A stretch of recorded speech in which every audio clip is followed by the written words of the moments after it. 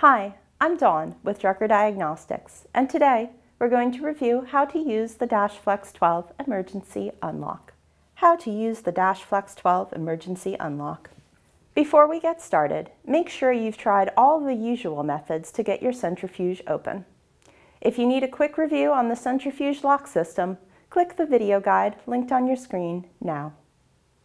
If your centrifuge loses power while locked or the stop unlock button otherwise becomes disabled, you'll need to use the emergency unlock.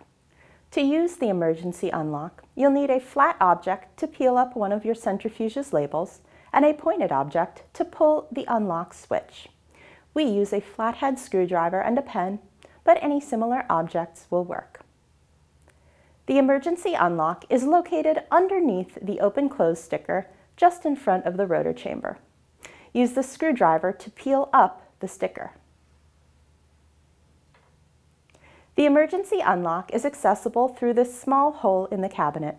Place the tip of the pen in the hole and pull forward toward you. The lock will disengage. Now you can turn the lid latch a quarter turn counterclockwise and access the rotor chamber. Using the emergency unlock may damage your open-close sticker.